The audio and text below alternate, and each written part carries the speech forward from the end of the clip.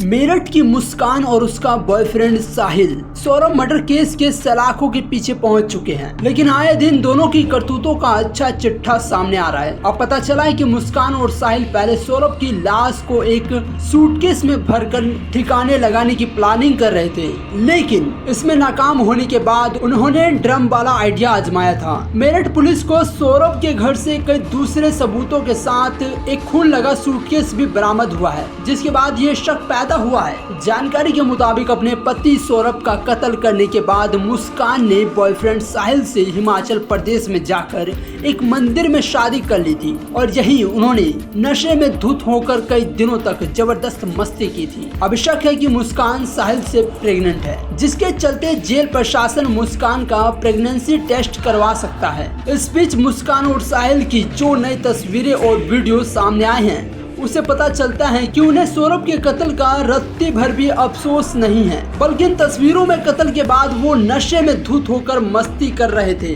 अब आपको बता दें कि मेरठ पुलिस की जांच में क्या नया अपडेट है। मेरठ पुलिस ने मंगलवार को एक बार फिर सौरभ के उस किराए के मकान की जांच की जहां सौरभ की हत्या की गई थी। पुलिस ने कत्ल वाली जगह यानी सीन ऑफ क्राइम को पहले से ही सील कर दिया था, जिसके बाद अब पुलिस कमरे की बारीकी से फोरेंसिक जांच करेगी। पुलिस ने घर की दरो दीवार के साथ कमरे में रखे अलग अलग सामानों की जांच की और कई तरह के नमूने फोरेंसिक जांच के लिए इकट्ठा किए। सूत्रों की माने तो पुलिस टीम को सौरभ के घर से एक ऐसा सूटकेस भी मिला जिसमें खून के धब्बे लगे हैं। ऐसे में शक है कि शायद मुस्कान और साहिल ने सौरभ का कत्ल करने के बाद पहले उसकी लाश को सूटकेस में ठूसने की कोशिश की थी, लेकिन शायद इस कोशिश में नाकाम होने के बाद उन्होंने सौरभ की लाश को ड्रम में डाला और उसे सीमेंट से सील कर दिया। उन्हें यकीन था कि ये राज कभी बाहर नहीं आएगा, लेकिन ड्रम से आती बदबू और खुद मुस्कान के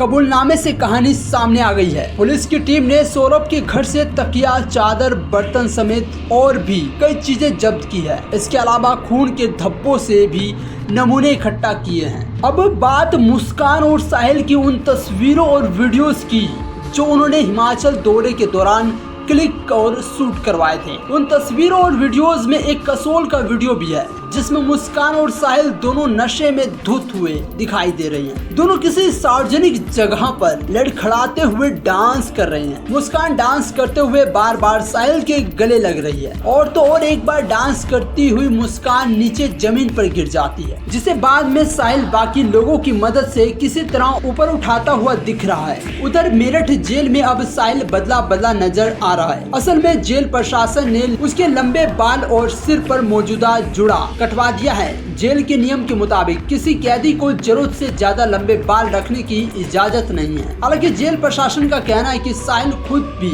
अब अपने लंबे बाल कटवा देना चाहता था और उसकी इच्छा के मुताबिक उसके बाल बिल्कुल छोटे कर दिए गए हैं। बुधवार को साहिल की नानी उससे मिलने के लिए मेरठ जेल पहुंची थी, जहां उन्होंने कहा कि उन्हें अपने नाती से ज्यादा सौरभ का अफसोस है, जिसका मुस्कान और साहिल ने कत्ल कर दिया। इससे पहले जेल प्रशासन के बाद दोनों एक साथ रहने की जिद पकड़ ली थी, लेकिन जेल अधिकारियों ने इसकी इजाजत नहीं दी। हालांकि जेल प्रशासन से जुड़े सूत्रों ने ये जरूर कहा है कि अगर दोनों एक दूसरे के साथ शादीशुदा होने का कोई प्रमाण पेश करते हैं तो उन्हें नियम के मुताबिक जेल में यदा कदा मिलने जरूर दिया जाएगा, लेकिन साथ रहने की इजाजत फिर भी नहीं मिलेगी।